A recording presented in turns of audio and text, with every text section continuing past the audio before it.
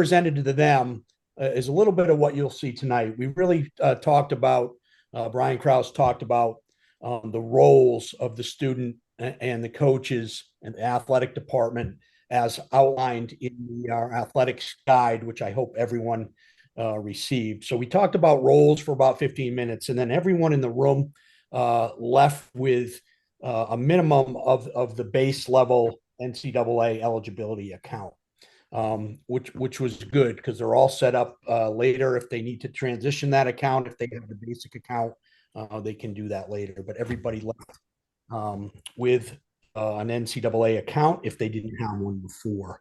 So we're going to share with you tonight a little bit about those roles, and then we'll also extend that. We have a couple of our varsity coaches here tonight to talk to you about recruiting at the different levels. I will talk about the eligibility center. Emily Roller will talk about some talking points, kind of Q&A, typical Q&A we get on college athletics, and then we'll open it up at the end to questions from everybody. As we go, you can put your questions in the chat, jot them down. We'll open up the audio later. At the end, you can ask your question verbally or put it in the chat, and when we get there, we'll start to address those. So here we go. This is who's here tonight. College counseling office is here. James Cormier, head basketball coach, Katie Cobb, head varsity girls soccer, and Brian Krause, director of athletics. I kind of outlined the table of contents for the meeting tonight, so let's jump right into it with, sorry. There we go. Coach Krause. Excellent. Good evening, everyone. So I'm going to recap kind of what we spoke to the kiddos about yesterday. And the first thing is, what is the student athlete role in the recruiting process? And that kind of dovetails with families and parents and how they're going to help support the student athlete in their process. So when we talked to the student athletes, I grouped their tasks, their chores into about 5 steps. So the first step is to inform. They need to inform a number of people when deciding that they want to play at the next level. So first, they need to inform their Cushing coach that they have interest to play at the collegiate level. Next, they need to inform the academic dean here that they wish to play at the next level. And that is because it has class implications for the coming years and what courses they should enroll in to make sure that they are eligible and ready to play at the next level. And third, they need to inform Coach Jurek here, our NCAA athletic liaison, so that he understands that there's that interest. So step 1 is inform. Step 2 is decide. They need to decide who is going to be the point person, the main coach in the recruiting process. In many cases, that is their Cushing coach. But in other cases, it could be an AAU coach. It could be a club coach. So they need to decide who that's going to be and inform them and make sure that they're on the same page. So inform, decide. Step 3 is meet.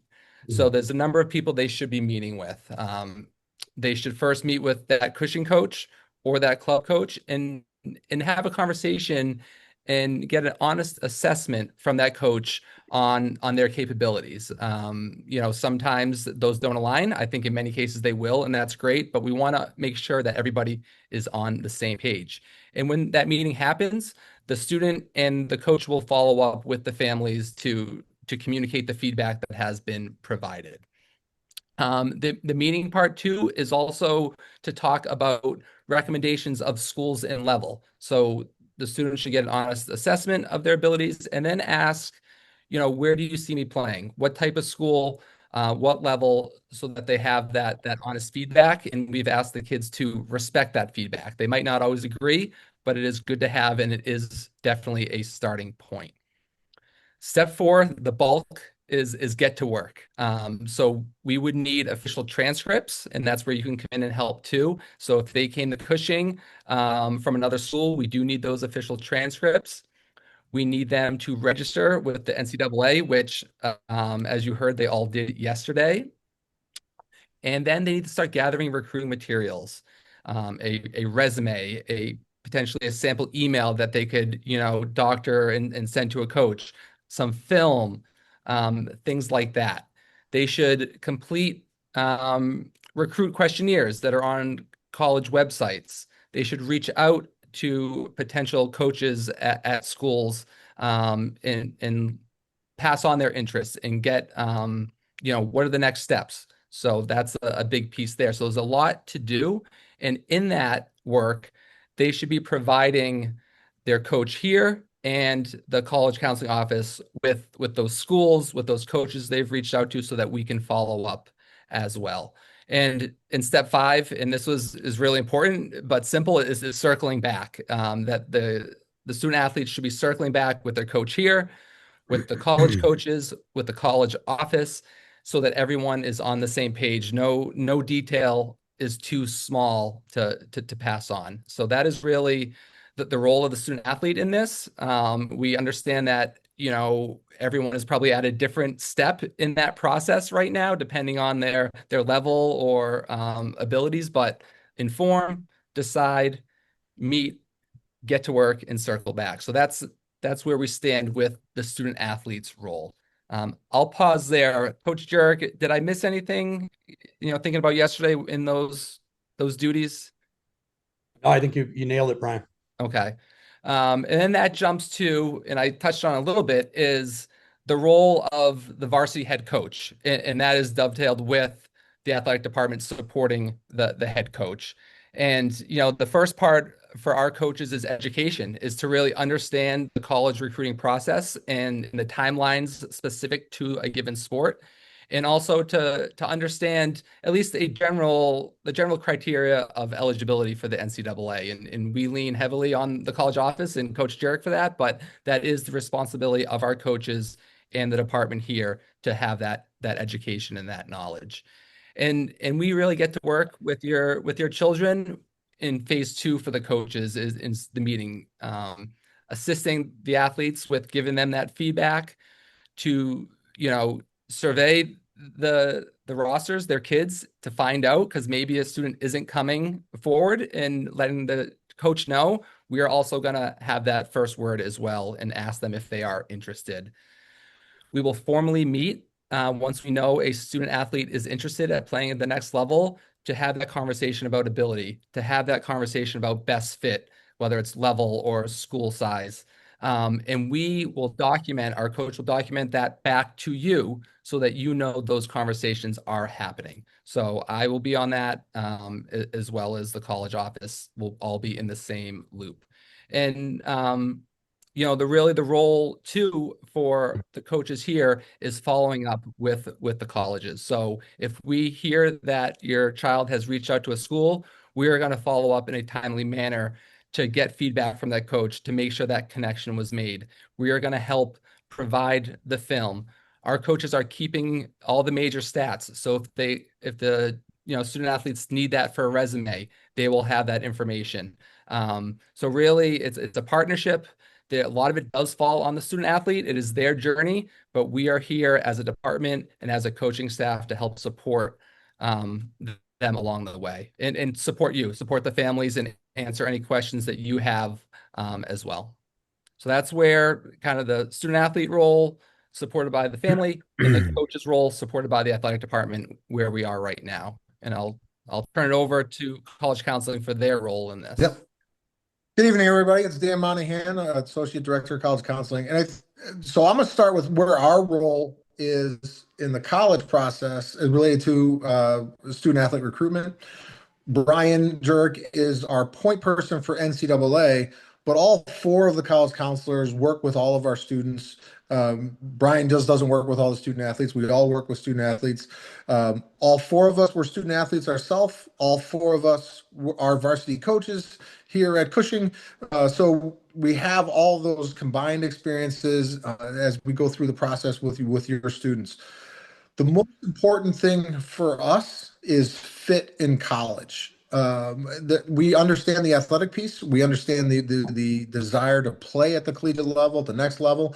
We want to make sure as college counselors that your sons and daughters are picking the right fit of an institution. 2 things that we say that I hope you take away from this tonight. We want our students to make 40-year decisions. When they go to college, they're going to earn a degree. That degree is going to stay with them for the rest of their lives. Athletics can disappear in an instant. A coach could quit before the student even starts. There's a lot of different ways athletics could disappear pretty quickly. And we want to make sure the students are making the right choice from a college standpoint and enrolling in the right school in the first place. Um, and the other piece that I say all the time, we say all the time in college counseling is committed doesn't mean admitted. Just because they're being heavily recruited by a coach, by the athletic department, does not mean they have been admitted to that institution yet. They still have to go through the entire admission process as a student. It means collecting all their transcripts from previous schools, the Cushing stuff that we take care of in the college office. It's really important, especially if your sons and daughters have transferred to Cushing, that we have a final official transcript from each school that they've attended before they enroll and get to school, because that just makes the process that much easier for all of us.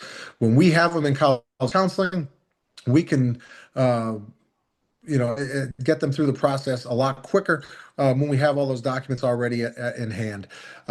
We start working with students, as many of you know, in their junior year in a formal way. Recruiting could start as early as freshman year. So we're not always aware of what's going on just yet on a day-to-day basis, unless it's one of our students that we happen to coach or is in one of our dorms that we're responsible for. But we start working them formally in college counseling junior year. At that point, we're ready to take them through the process and get them ready to go from a college counseling perspective, completing the applications, and looking at multiple schools. If they do commit to an institution, that's great. That's fantastic. We're excited. We want to help them through that and get through that application in a timely manner. Sometimes that means applying early decisions. Sometimes that means applying off schedule, if you will, in that, a school might have an early deadline of November 1st, but they want their student athletes to apply by October 1st. We had several students in that situation just last week. So we're going to be cognizant of that. We're going to work with you and your students to make sure that that happens too. So that's a little bit about college counseling. And certainly we'll answer some more questions along the way as they come through the Q&A. I'm going to turn it over now and introduce our head prep Actually, basketball coach. and I'm going to just let me jump in here for a Oh, minute. sure. Go right ahead. One more thing that I did. Brian was asking me if I had forgotten anything from our meeting with students. One thing I would mention that does cross over between college counseling and role of the student athlete. I think it's really important for student athletes and the family to understand, just as they understand by looking at a college's standard admit rate, to understand the funnel. How many for your given sport? How many student athletes are there competing? Yes. How many spots at any given level? I think that's important to know, and that's a piece of crossover because it's certainly something that everyone looks at in the college process. We're looking at admit rates, general admit rates, but we also should understand that same picture in our particular sport. All right, James Cormier is going to talk about our high-end recruiting. Yeah, good evening, everyone. Thanks for tuning in, and that's a good segue, Brian's point about how difficult it is, especially given what's happened with the transfer portal and student athletes sticking around for 5, 6, 7 years, many instances, and who knows what's ahead on that front. But what I did is, and I'll give you a sense of my background. So I went to prep school myself. I played football, baseball, and basketball, and ended up playing at the Division II scholarship level at Lemoyne. And then I went on and coached Division III, and then I was in the Ivy League as an assistant coach, and I've been at Cushing for 10 years, and we've had some success. A lot of kids will play Division I, close to maybe 50 kids that were placed in 10 years at the Division I level, some being preferred walk-on situations, but in most situations, scholarship level kids.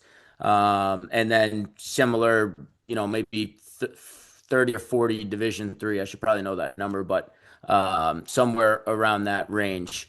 So what I did is essentially broke it down. Let me see. Into like, I know we're all coming from different lenses in a way. Some of us are parents or student athletes looking in their senior year and kind of it's getting to the nitty gritty, so to speak. So what I'd like to do is break it down freshman year. And I think if like through the lens of a parent, and I have a 2 and a 3-year-old, so I haven't been through this myself, but what I would advise is, make sure that you are encouraging your kid. I wouldn't discourage the dream of playing Division 1 or 2 early in the process. The other thing to focus on is not necessarily the exposure piece. It would be more like skill growth, getting them around the right coaches that are teaching them discipline.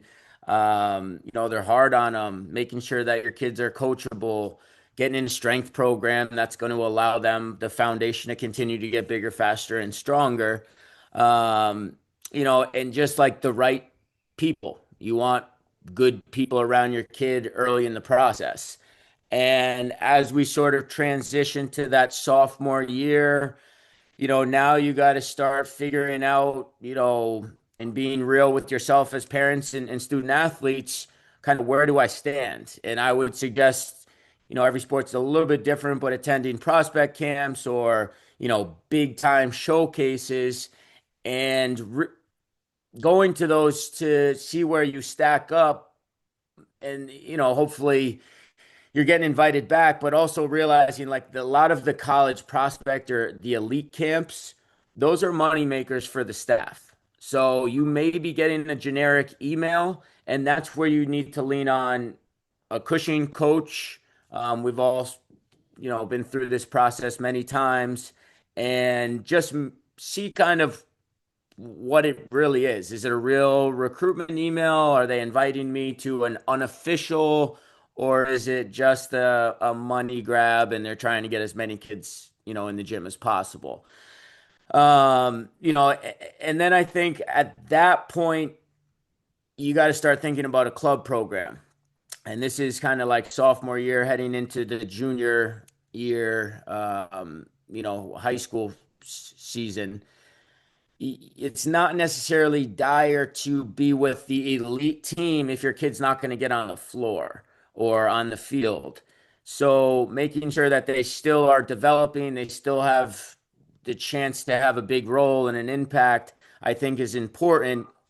And then starting to build that network, not just with your Cushing. Like I said, I've placed a bunch of kids at the Division 1 level. I can count on maybe one hand where it's been a solo mission with me, running point and being the sole advocate for a student athlete. Typically, it's, a club coach or two, a trainer, coaches at the college level, especially Division 1 and 2 that are allocating large amounts of scholarship money. They want to know, or they want to hear from everyone that's involved. Now, as you get to the junior year, it's sort of a reality check. You got to start really diving into, what level my kid is going to play at and what's going to be the best all-around situation. Oftentimes this is what we like to call the adult decision. Am I going to pursue this Division 1 dream, or am I going to find the best balance of, basketball and academics? In my situation, the term we often use is use use basketball as a means to the end, not an end in itself.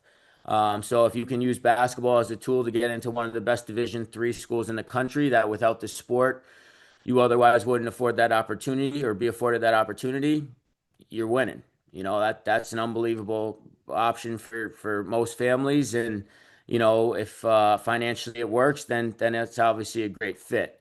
But by this stage, if you're not being contacted by Division 1, and we're talking like during the season of your junior year, your likelihood of you being, there's late bloomers, of course, and you want to make sure your kids still pushing and fighting and doing whatever they can to put themselves in a position to, earn that scholarship. But in many cases, by junior year, if you're not being contacted by schools, you're probably not the scholarship level student athlete. And then one idea that I think parents need to kind of grasp is, but we're lucky just based on the structure of basketball, and every sport's a little bit different. But in basketball, we've had probably 75 schools. I just left the gym. We had Yale, Providence, and Syracuse watching our players play. We've had, again, maybe 60, 70 schools come and visit, 50 of those being Division I schools. During the season, we'll be lucky to have 15 to 20 schools watch us play games. So it's not always about the in season where your kid is going to get that real evaluation. It's the off season, whether it be the club or the summer camps, that gives, student athletes the best chance to gain that exposure, in large part because, it's sort of obvious college coaches are focused on the preparation, the day-to-day, scouting and getting their team in a position to win games during their own season. So they're less focused on what's ahead in their recruiting cycle. And that essentially is like, that's pretty much it. It's super competitive. There's limited spots, as Brian mentioned. The keys for me is development, surrounding yourself with a strong network, getting the appropriate exposure, and then being realistic as you get further and further along in your process. Thank you, Coach Cormier. I'm sure the parents appreciate your insights. I'm going to turn it over now to Coach Cobb, women's varsity soccer for Division III recruiting. Hi, everyone. Thanks for being here. Unlike James, this is my first year. I've coached Division III for about 10 years, and then this is my third year coaching prep school. So a little bit of a change, but I've done this for a very long time. So a lot of it will overlap. I mean, minus the money, of course. But I think the biggest thing he touched on was being realistic. So I think, everyone has dreams of going Division I, and the sooner I think you can become realistic, with your children or them themselves, the better, right? The sooner you can kind of hone in on what you want and they can hone in on what they want, I think the better they can do, because they can surround themselves with what they need, right? And develop in the way that they need. So mine is a little bit different again, but pretty similar.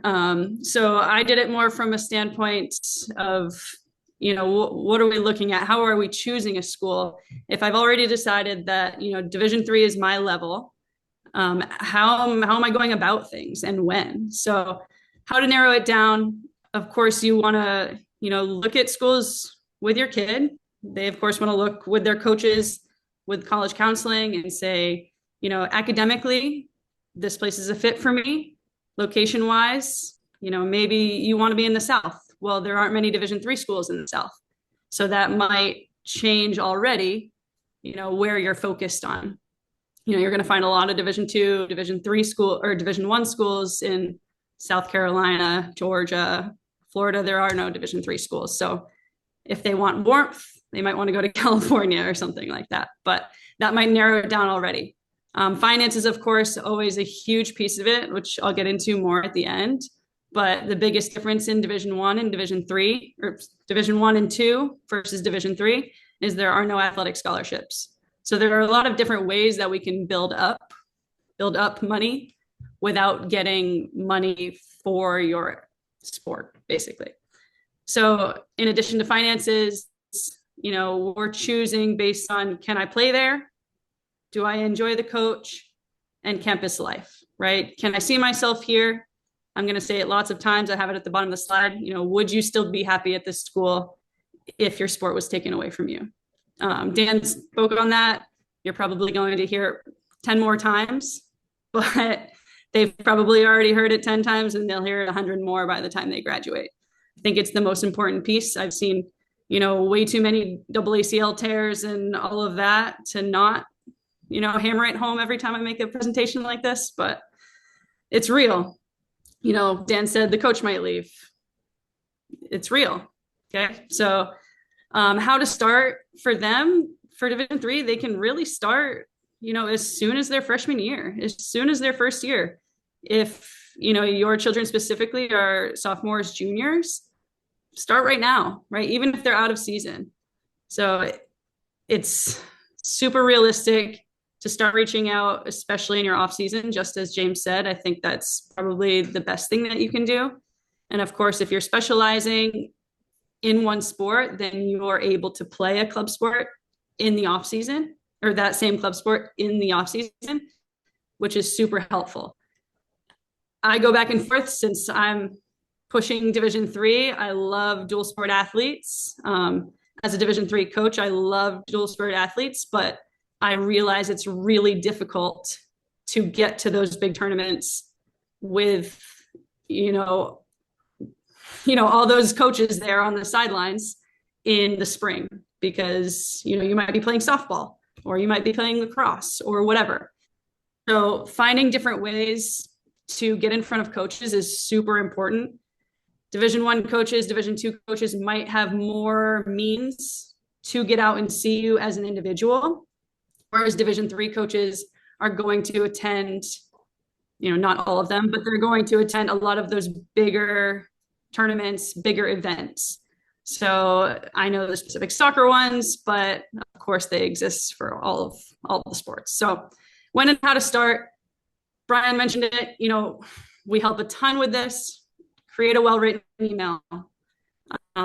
Make sure you write the correct name of the correct coach.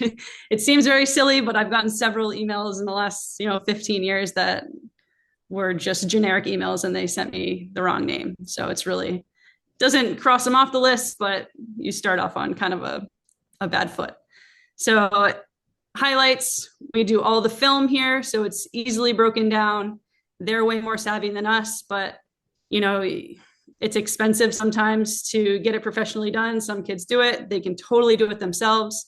We can help with it, whatever is feasible for you. But I think a highlight is really important, and you can put together the email. Most of the time, if you don't send a link with a highlight, they might not, really look deeply into it. So, a highlight is 3 to 4 minutes max of you doing your best stuff. Like, of course, we want to see you scoring goals.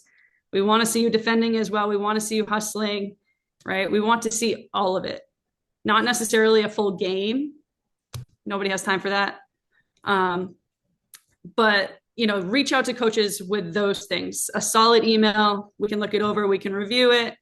And then definitely a highlight, I think, is extremely important, especially for Division III athletes, because again, as Division III coaches, they're not going to come see you during your season. They can't. So even in the winter, they're going to Florida, they're going to South Carolina, they're going to California. And if you can't get there, then it becomes way more difficult to get in front of them. So after that, you're asking about the recruiting schedules. They will usually post it on Instagram, or it'll be in their signatures in their emails. After that, work with college counseling to gather your transcripts, resume, all of that good stuff. So a big thing for me that I've seen over the years is, somebody will get an email from a coach and they'll be like, I've never really heard of the school, whatever. They're super interested, but whatever. So they don't respond, right? My opinion, it's super rude to not respond. If you're not interested at all, say no. But the best thing you can do is to respond. And if you have any type of interest, keep in touch. I've seen too many girls. I've coached women. So I've seen too many people ignore the email and then get to the end of their junior year or beginning of senior year and be like, I don't have any other offers. And then they go back to try to contact that coach and the roster is filled. So making sure that, they're respectful, they're having conversations, keep them in the loop with everything you're doing. So James did it by year. It's not super different at this point as far as applications. So high academic schools are going to have, maybe different deadlines, and it will be a better chance of getting in if you're going to go early decision one. So that's for your super high academic, maybe really expensive schools that you become all about. So I'll use an example of, a Middlebury. Middlebury is already done with their sophomore class, right? For women's soccer. So you can show interest and, you can still reach out. You're going to have a really hard time getting in on that. So if we think, Division III is less than, or, way more lenient, a lot of the schools are not. They're kind of on the same, same calendar as big Division I's. So you want to make sure that they're starting pretty early. Early Decision 1, November 1st, so popular at high academic institutions, and then January is ED2 regular and then rolling. So important to find out, once you narrow down all these schools and places that you want to be, what your path is as far as applying goes. And of course, college counseling will help you with that. So at the bottom, I talked a lot about finances. So these are the different ways that you can make Division III schools affordable. Because again, I know the big dream is, go and I'm going to get a full ride.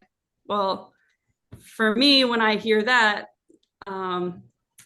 it's pretty slim. It's pretty rare to get a full ride. I'll speak to women's soccer. I think at this point they have about 9 scholarships, and in a Division I roster, they carry about 28 to 30 people. So those are split up amongst, and that's for a UNC, that's for an East Carolina, that's for some of the really big schools that are super focused on women's soccer. So I know it varies sport to sport, but it's not super realistic to expect to get a full ride. So as we move down to Division III, you can get a lot of money. And,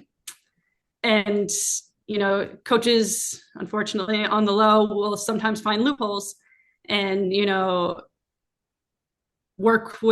cannot work with financial aid whatsoever. So that's not an option. But they'll talk to admissions, of course, and they'll look into the need-based or merit-based stuff like, this is their GPA. What can we do here? And work together with them. So institutional aid offered by the school, merit-based scholarships based on your GPA, test scores, leadership, all of that. And then need-based, which college counseling can talk about with the FAFSA and everything. So that would be the biggest difference. But as far as the timeline goes, for Division III, it's pretty similar. I will say for Division III, there's a place for everyone. So even if they're deciding super late and, they're not cream of the crop, top 20 program, there's a place for them to play. And there's a great school for them to be at. So not stopping, not giving up, of course, and just finding that spot. But I think the first 4 things on this slide are the most important. And again, would they still be happy at the school if the sport were to go away? Because it's more realistic than you think, unfortunately, not to be a Debbie Downer. But yes, that's all from me. Thanks, Coach Cobb. One of the points I want to emphasize, and I heard it both from Katie and from James, I hope you heard it too, is the importance of character combined with talent. Character combined with talent. We all know it doesn't matter the sport. I'm a hockey coach. Hockey is a small world. And you parents of hockey players, you know what I mean by that. And if you ignore an email from one coach, those coaches are going to be talking to each other. How you play your mental game is just as important as your talent level. So I think the character piece there was really, really good from both of you. Thank you.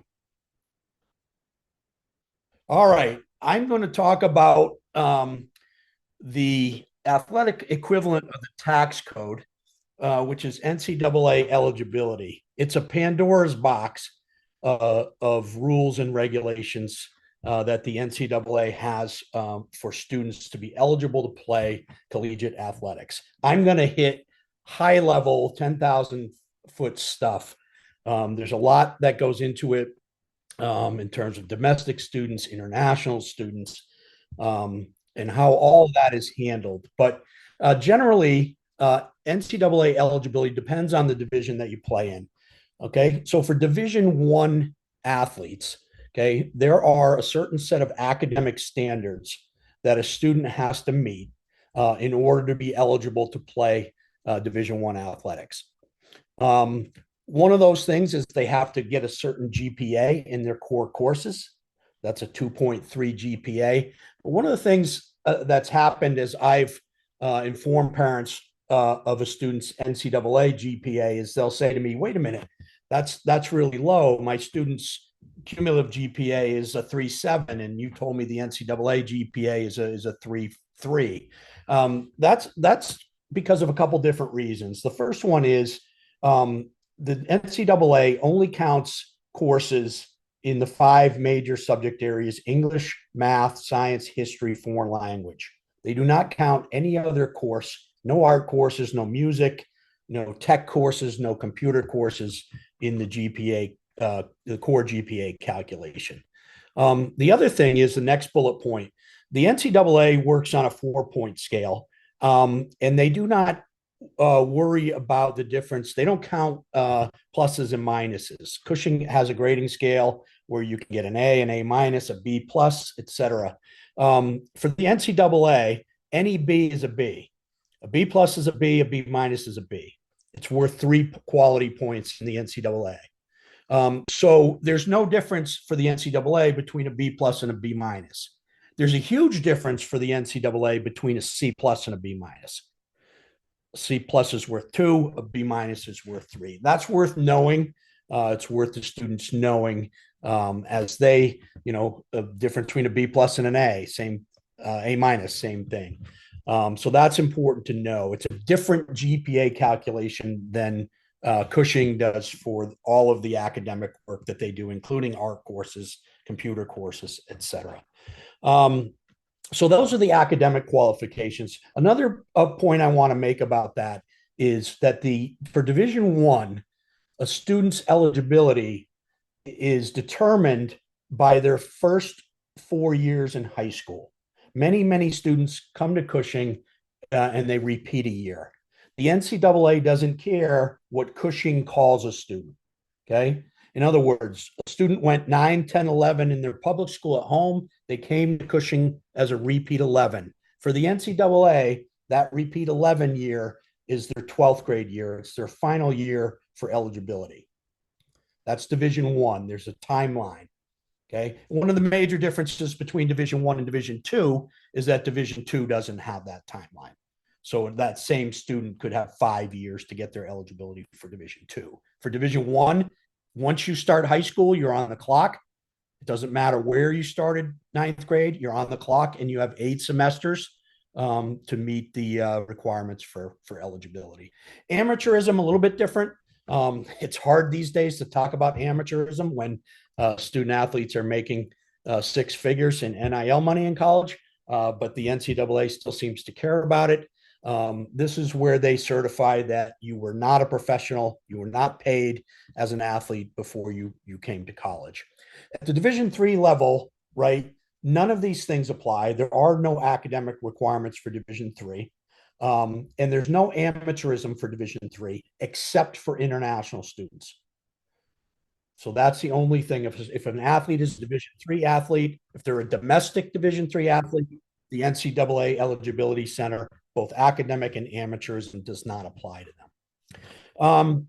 A little bit about how we work it at Cushing. I run eligibility reports for every student athlete at Cushing, about 125 of them right now, I think, that coaches identify as potential Division I or Division II athletes. Okay, and we've done a good job over the last 5 or 6 years backing that timeline up so that we can identify those students as early as possible, so that we can get a sense. My sheets that I run are unofficial, but we can get a good sense of where a student stands in terms of their eligibility. The sooner we can do that, the sooner we can react with the academic office in partnership if we need to do something outside of Cushing's traditional offerings or timeline in order to help a student get eligible. And that's where this last bullet point comes in. It was mentioned before. One of the most important things, okay, I get the names from the coaches, and the next thing that I need is final transcripts from every school that they've been at. The hard part about this is sometimes, public school transcripts, other schools' transcripts don't come out till the end of June sometimes. beginning of July, so it can be a little bit tricky. But the sooner we can get final transcripts in our office, the sooner that we can get a look at eligibility, identify any issues, and then begin to work them out. And one example I'll give of that is if a student's coming to Cushing as a repeat junior and it's their last year of eligibility, and we can identify an issue in time for them to take a summer course and they can make up a credit. That's the process working really well, but it all depends on transcripts. And sometimes we don't get transcripts, final transcripts in a timely fashion, and that makes us react late as we get into the school year. So I hope that gives you something. It's not everything. There's a lot that goes into it in terms of eligibility.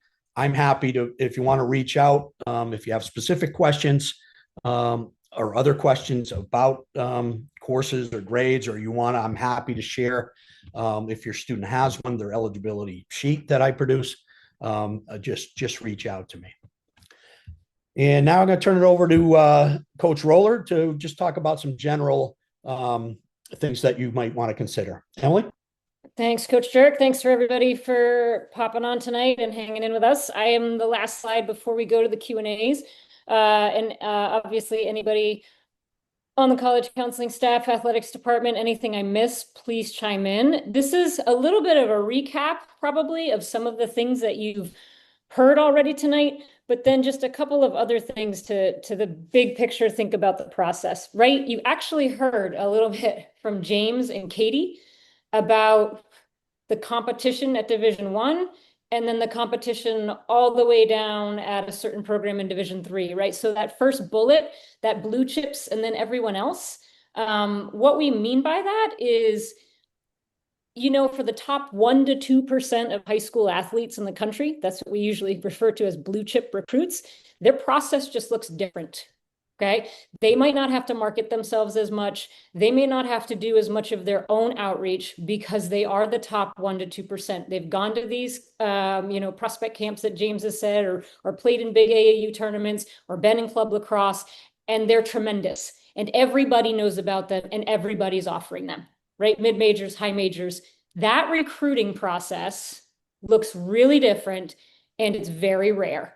What we're sort of talking about tonight, I think, is the everyone else, which is like the 98% of all of the other athletes that can find homes, as Katie said, right? But the idea is, if you're not in that blue chip, you need to understand that the student will have to be pretty heavily involved in this process. We've heard that from both coaches, from Coach Kraus, right? From everybody that's sort of spoken. I think sometimes there is a belief, so when parents come into this process with us early on with the coaches and with the college counseling staff, that like Katie's just going to pick up a phone and call 5 schools that you tell her you like and get your child a spot on the team, right? And unfortunately, that just doesn't work that way. I don't think it's ever totally worked that way in the past, but it definitely doesn't work that way in the present. The depth is too great.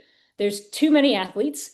Right? So the idea that students really have to drive this process. We talk a lot in college counseling about, if you don't really even want to put in the work, maybe you don't want to play collegiate level sports. And that's not to turn a student athlete off from collegiate sports at all. It is a good initial barometer, right? If you don't even want to put in this work, maybe that's not the commitment you're looking for. And there are wonderful club programs and wonderful intramural programs at every college in America, right? And so there's some work, and we kind of just want everybody to sort of understand that. And then you heard both of the coaches say it, right? Honest self-assessment, right? As you move through the recruiting process, you've got to be able to take feedback and ask for feedback. And that can be really, really hard. I understand that sometimes a coach maybe isn't going to tell a student athlete what they want to hear. But as Katie said and James said, getting yourself on the same page earlier means you can start to target the right fit schools and end up with a place where you can play. If you hold on to that dream too long and you disregard what your club coach is saying, what your Cushing coach is saying, kind of what Katie said, you might try to loop back really late and rosters are full, right? And so by the end of 10th grade for lacrosse, it might even be right after the summer of 9th going into the season of 10th, because that sport's even earlier recruiting cycle. You want to take some stock and really think about where's the right fit, which is the next bullet that you've heard all night long. And so, don't need to spend too much time on it. But again, what's the right level? What's the right academic fit? That's where college counseling can really help. We're happy to always look at a student's profile. If that student athlete says, hey, I'm looking at these 20 schools for Division III, I've identified them as places I might like to play. What do they look like as an academic fit? Because as Brian said, there are requirements for Division I, academic requirements to be able to play. And technically, there aren't academic requirements for Division III, but there are the admissions requirements from Division III. And at many Division III institutions, those admission requirements are higher than the NCAA requirements for Division I or II schools, right? And so if I am a really solid 3.0 student, right? I'm a good solid B student, and MIT comes calling, that's probably not going to be a fit. MIT's philosophy is that they don't budge for athletes. They expect generally 1,450 boards or higher, and usually a 4.0 in honors and AP classes. So let's maybe not, right, spend that time on a bad academic and athletic fit. And that's where we can come in and sort of help direct those initial questions around fit. You've heard it multiple times tonight, and the injury and the coaching test, right? If you were hurt and you couldn't play your sport anymore, or if your coaching staff left, are you still happy at the institution? I think that's really, really important. I think it's a conversation families should start early and often. Another one that I think that we think families should really talk about, what level, let's say you can play Division I. Do you want to play Division I? Right? That's another honest conversation that athletes and families really need to have. There are pros and cons of the different divisions. If you're a Division I athlete, that is your job. That is your full-time job. You will spend more time in your week doing that than anything else, right? Division III, you have a little bit more balance, right? And so what are you really looking for? But I will also say about Division III, some families think it's like a club team. It's not. If you're playing Division III, expect to dedicate 2 to 3 hours a day. That's Division III, right? This idea that sort of like, oh, that's super, super different. It's not. They play their timeline's a little less in season. They play a few less contests. They don't have quite as much travel, but the expectation's still pretty high, right? And so again, thinking about how much time do you want to give to a sport in college? Do you want it to be a real passion and like a part-time job? Academic standards in different conferences, just real quick. This is where college counseling can help, but I wanted to point it out. There are a few athletic conferences that have different standards. The Ivy League, Division I, the Patriot League, Division I, NESCAC, Division III, and a couple other conferences. Okay. And just understanding as you start this process that not every single institution is academically equal, and there are going to be some different standards. And that's where we can come in and we can really help. And we can say, yes, I think you would be competitive there. A coach will ask for your transcript. You can get what's called a pre-read, where they bring it to admissions and sort of tell you where you stand. But again, there's different standards. And also, even if you can get in to a school that's maybe above the student athlete academically, do you want to? Like, will you have the ability to manage the academic workload at that stretch school in combination with your sport? Unfortunately, we've seen that backfire sometimes, right? A student is maybe pushed through admissions because of their athletic talent, and the academics are too hard and they can't end up balancing it all. And that's just not where they want to really land in the end. Most of the time they end up transferring, hopefully before they really sort of go to a place that they just aren't happy at all, right? So thinking again, just about fit. And James also mentioned this, right? He sort of said, are you getting a generic email or are you getting a real recruiting email? Right? Gauging your process and being really sort of, again, honest about the feedback you're getting, right? If you've reached out to a coach 6 times and you've never heard back, you're hearing something back, right? And so sort of understanding that 1 or 2 times for sure, and maybe they were in season and they're busy, right? But if you've done it over an extended period of time and in different ways and you haven't heard anything back, sort of understanding that and understanding the difference between real recruiting and you just were on the list, right, of the blast email that went out. And James sort of alluded to how you can tell sometimes, right? Are they asking you to come on an official visit? If a school is saying they'll pay for you to come to visit them, they're actually really interested, right? Are you talking to an assistant or a head coach? You're not just getting emails, right? Have they talked to you about making a commitment Division III for early decision? These are the things that you know these coaches are really serious about. And so sort of just watching, engaging the process. And then we have this last sort of bullet about be careful about social media. Right. Katie sort of said also respond to coaches. Brian talked about character. Here's an extension of that. Right. I would talk to your children and sort of explain that, what are the settings on social media? What your handles say? What are you showing everywhere? Colleges look at it.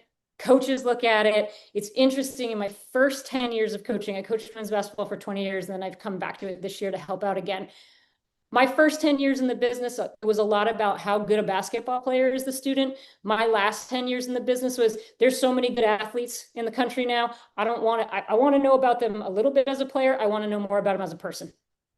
I want you to tell me about their integrity. I want you to tell me about their character. What are they like in your community? What are they doing?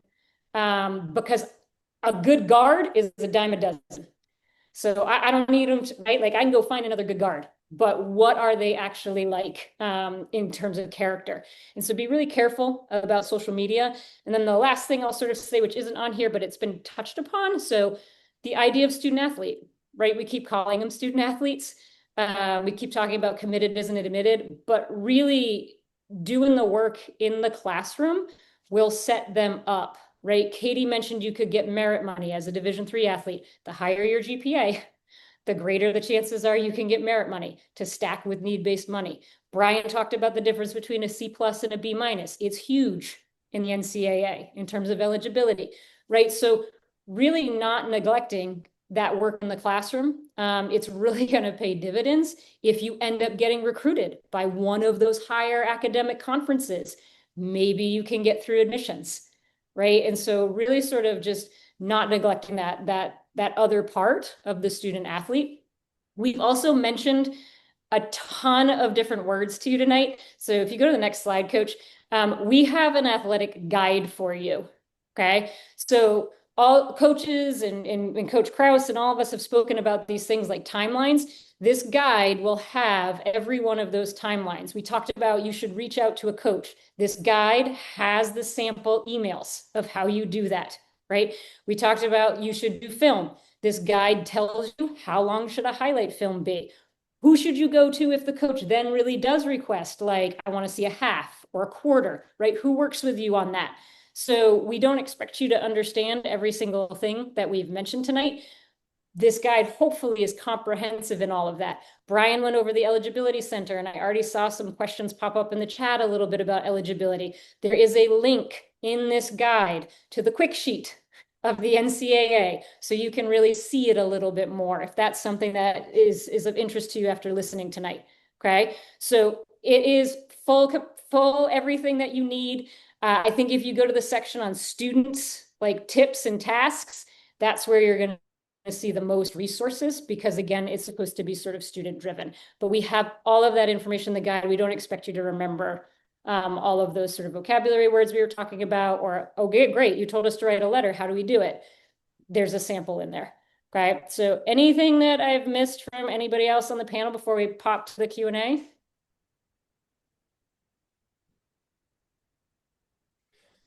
All right, let's do some question and answer. I did see one in the chat. It was about the eligibility sheets that I run, and it was asking if the students see those.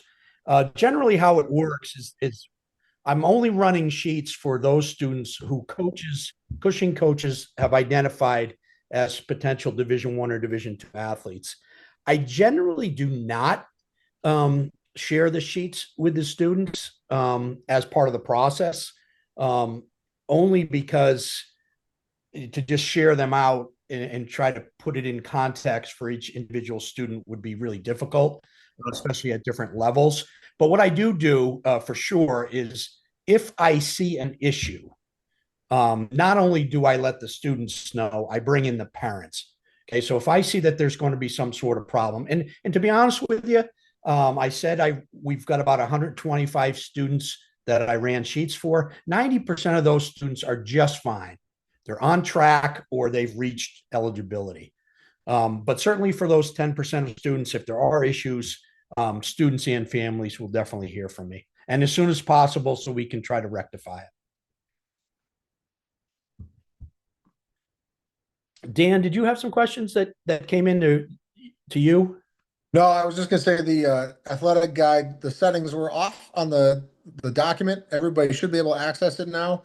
Um, so if you try again, you should be able to access that PDF of the athletics guide.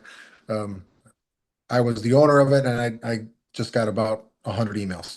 So you should be all set now.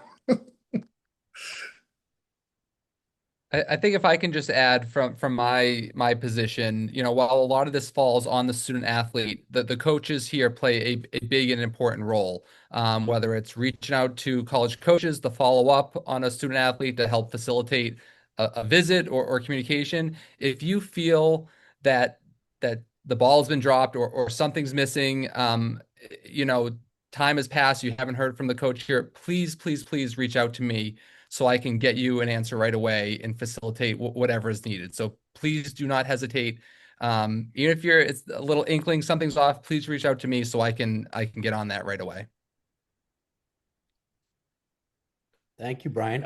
Another possible question in the chat. Question is, do we sign up with NCAA on our own? And what role will the NCAA play in the recruitment process? So the first question is, we have signed up majority of our students in our meeting with them yesterday. And unless a student already knows that they're going to be Division I or Division II, let me back up. There's two basic types of accounts for the NCAA. There's a free one, and that's the one we signed most of the students up for yesterday. They get in, they get a number, an ID number. They can see all the resources that the NCAA has to offer. If that student ends up, playing Division III, that's all they have to do, and it's free. The other account, the upgrade, is to the eligibility account. That there is a fee for that, and I believe it's somewhere around $70 for domestic students and $130 for international students. So we don't start every student athlete with the paid account. Because they'll only need that for Division I or Division II. So right now, a great percentage of our student athletes, 9th to 12th grade, have that free NCAA account already with all the resources that has to offer.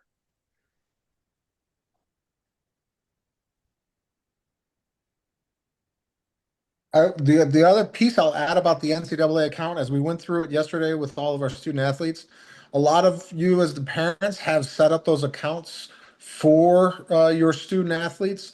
I would just ask to make sure that you share that information with them so they have access to the accounts as well.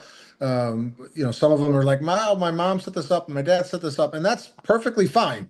I have two college-age children, although they're not student athletes. I did a lot of stuff with them through the college process with them too. But just make sure you share usernames and passwords with them so you can help them through that process too with the NCAA, especially when a coach is asking for them for an NCAA ID or we're asking for it, they know how to access that when they're with their NCAA accounts. I am not seeing any more questions come in on the chat. If that's the case, we are, as we said, anyone on the panel is happy, reach out to us. We're happy to answer your questions, whether it's, about individual student athlete or some of the general topics we've talked about tonight. Again, a lot of the answers are also in the athletics guide. Check that out as well. Anything else from panelists? It looks like we're all set. Well, thank you everyone for joining us this evening. We appreciate you tuning in. We will send this out. We did record it for everyone, those of you who are here and those of you who weren't able to make it. And we wish you a good night. Thank you.